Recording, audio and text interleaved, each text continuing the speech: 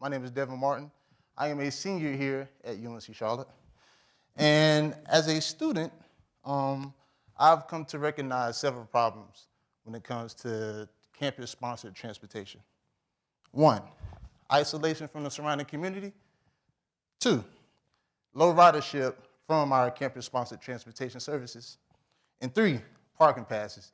They are $450. Crazy, right? Trust me, I ought to know.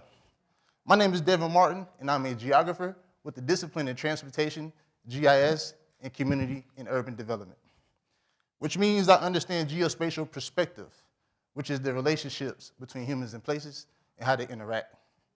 Transportation plays a big part in this interaction because it's what allows them to connect and make place. So, let's dive a little deeper into the problem. UNC-Charlotte is the fastest growing school within the UNCC system. However, our ridership numbers do not reflect this data. Also, transportation do not leave campus. We currently have 3 transportation routes which service campus boundaries, but they do not exit the campus confinement. And 3, parking pass fees. They're $450. So, exactly what could the opportunities be? Connecting students with a network that allows them to make money. How can we do this? Location.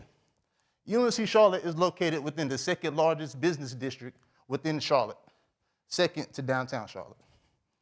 3rd is flexibility. As a college student, you're confined to class schedules, tests, studying. It's a lot going on with also managing a job. And cashless. What we're doing is cashless. It's no money going between the user and the rider. So, exactly who we are? We are Conex, which is a ride-sharing service using RideSail as its platform, allowing students to connect with students. And this is how it works. With the first app, as a student, you request a ride. You say your location, where you are, and where you want to go, similar to Uber. 2, we connect you with the driver, which will be a student within this closed loop service. And 3, we will show the driver what they're driving and their estimated time of arrival to come picking you up from your location. So, what is this exactly? This is peer-to-peer ride sharing with students serving students. There's a student driver picking up a student within the university that they attend. And this is what it looks like.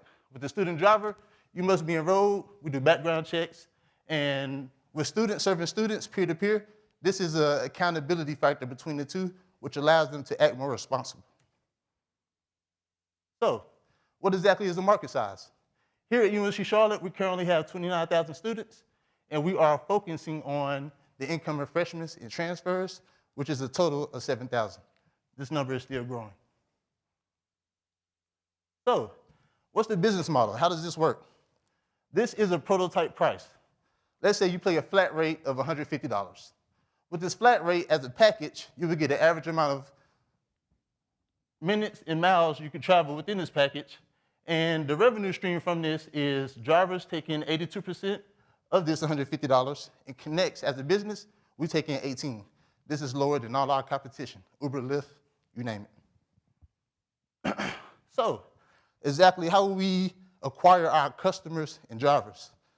The way everything works now, through social media. We will use devices such as Snapchat and Instagram, and we will also seek drivers who are seeking flexible income due to their tough schedules. So, who exactly is our competition?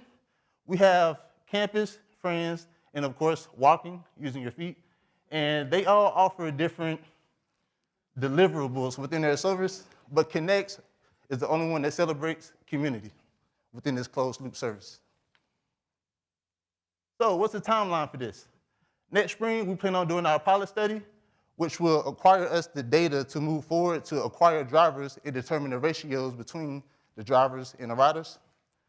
Phase 2, which is the data analysis, this will be over the summer to launch the 3rd phase, which will be the next fall semester of 2017.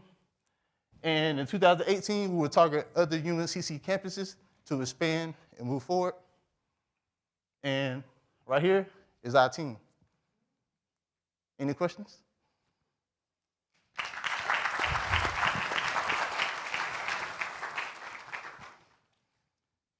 Devin, your college Uber program's interesting. Yes, sir.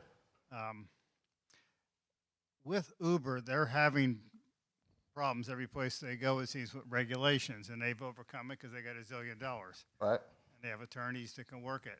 Have you checked right here just with the city of Charlotte to see if there's any kind of regulations that you have to adhere to? You know, because you're competing with the taxi cab services and Right. others.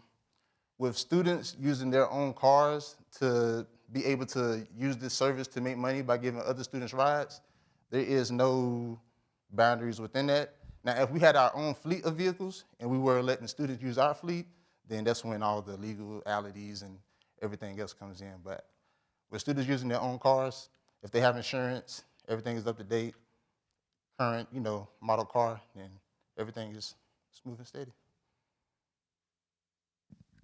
Devin, one of the things that's coming up for me would be security, feeling secure. Just I use Uber, and that's always in the back of my mind. Right. Talk a little bit about you mentioned there's background checks. Is there any way to work with the school? Maybe you've already thought about this. Work with the school so that you can,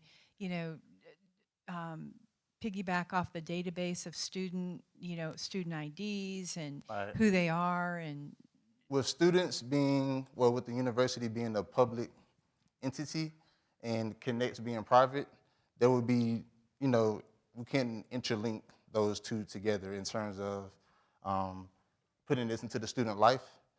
But in terms of making connections with these universities, we can use this model similar to Uber, which they don't have any connections or ties with businesses and services. It's just kind of on demand depending on the user. This will be a closed loop service, only for students, by students, and that's how it will operate. So the function that you provide already exists, Right, sir. right? Yes, sir. It's in multiple colleges. So the two differentiators that you called out were price and community.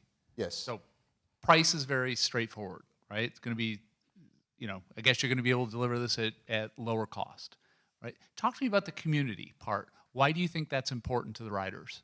As a rider, I would love to get a ride from someone who I have a prior connection with. With other services, you're getting a ride from a complete stranger, and they can go either way, good or bad. With this closed loop service and having accountability between student drivers and student passengers, you optimize the safety factor, and essentially you can eliminate that as being a problem within the service. If you were to move to the last module, what would you use the time and the money and the resources for? Customer and driver acquisition. Coming out on campus, letting people know about the idea, getting them familiar with the concept, getting behind it, and having this be a service that they can use within the upcoming semesters, and just getting them familiar with it. I do want to launch this at UNC-Charlotte for our pilot, but the game plan is to expand this across multiple universities. So acquiring our drivers is foremost the most important thing. Thank you.